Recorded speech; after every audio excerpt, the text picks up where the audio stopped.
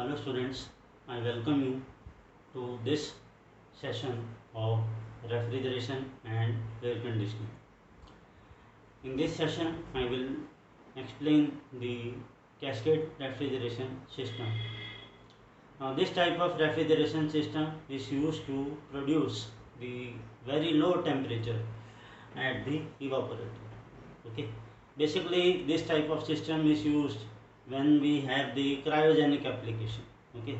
So as you are already aware that cryogenics is the branch of science that deals with the production of the very low temperatures. Okay. Now the temperature range in the cryogenics varies from minus 150 degree Celsius to minus 273 degree Celsius. Okay. So here as you can see we have two circuit. Okay, first one we have low boiling point refrigerant circuit, and another one we have the high boiling point refrigerant circuit. Okay, so you can say that this is the type of system in which we have series of progressively lower boiling point refrigerant.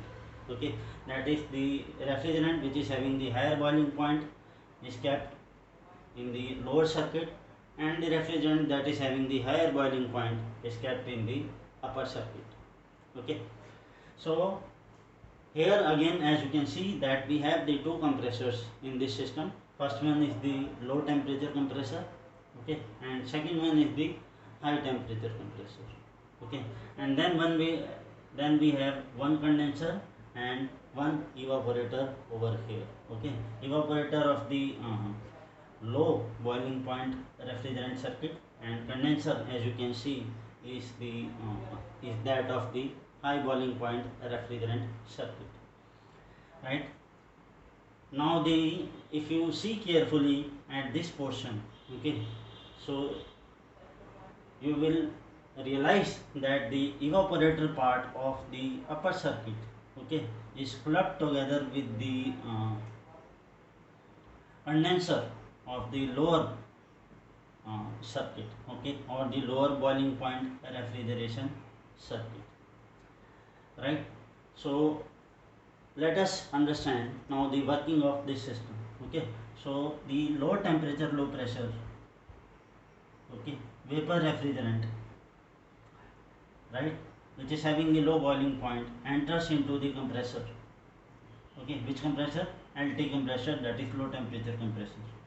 Now here it gets compressed up to high temperature high pressure. Okay, and then we have superheated vapor over here. Right, okay, and then in this state the refrigerant enters into the cascade condenser. Right, so you know that the condenser is the part where the heat is rejected. Okay, so the heat rejected by the condenser of the lower boiling point refrigerant circuit rejects the heat to the refrigerant of the upper circuit, that is the high boiling point refrigerant circuit. Right, so when it rejects the heat to the refrigerant over here in the cascade condenser, okay, to the high boiling point refrigerant, the condition will again become high temperature high pressure liquid refrigerant. Okay, and then it comes to expansion valve number 1. Okay, as you can see over here, then again it becomes low temperature low pressure liquid plus vapor refrigerant. Okay, right, and finally we obtain the refrigeration effect over here. So refrigeration effect is only produced with the help of evaporator of this low boiling point refrigerant circuit. Okay, we do not get any refrigeration effect in the high boiling point refrigeration circuit. Right, okay, so this is the, you can say, the working of the low temperature circuit or the low boiling point refrigerant circuit. Right, now here when the heat is absorbed by the liquid refrigerant in the cascade condenser, or this portion of the circuit of the cascade condenser, which is nothing but the evaporator for the high boiling point refrigerant circuit. Okay, so the vapor again comes in the saturated state, low temperature, low pressure vapor. Okay, but certainly it will be higher than this low temperature, low pressure condition, right? Okay, low temperature, low pressure, saturated vapor will come out, and then again it is compressed to high temperature, high pressure, superheated vapor. Okay, right? So high temperature, high pressure, superheated vapor. Now it enters into the condenser over here. Okay, and in the condenser, you know that we have the heat being rejected to the surrounding, right? So refrigerant then gets converted into high temperature, high pressure liquid refrigerant. Okay, right? You know that there is a phase change in the condenser. Okay, right? Similarly, there will be phase change in the evaporator over here. Okay, now high temperature, high pressure liquid refrigerant. Okay, which is at considerably very high pressure. Okay, it enters into the expansion valve number 2, as you can see. Okay, again the throttling will take place, and here we have the low temperature, low pressure. Okay, liquid plus vapor refrigerant which is coming out of the uh, expansion valve number 2. Okay, and then it is sent to the cascade condenser, right? So liquid part takes up the heat of the condenser of the lower boiling point refrigeration circuit and gets converted into saturated vapor. Okay, so this is how you can say that the working of this cascade refrigeration system is there, right? So if we plot these two refrigerant circuit on the pressure enthalpy diagram, okay, then as you can see we have the two curves corresponding to two refrigerant. Okay, the red one corresponds to the low boiling point refrigerant, and green curve correspond to the high boiling point refrigerant. Okay, right? So let us now see the processes that are there in the different that are occurring in the different components of this cascade refrigeration system. Okay, so point number 1, as you can see over here. Okay, in this state the low temperature, low pressure vapor refrigerant enters into low temperature compressor, LT compressor.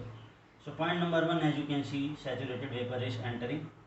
Okay, it gets compressed. Finally the condition become superheated vapor.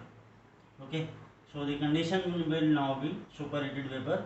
Okay, and the pressure, as you can see, okay, at the cascade condenser is around 2 to 3. Okay, and two refrigerants, as you can see, are within two different pipings. Okay, the vapor now rejects the heat in the condenser to the refrigerant. Okay, in the high boiling point refrigerant circuit. Okay, it changes into liquid state. So point number 3 shows that the refrigerant is now reached to high temperature, high pressure liquid state.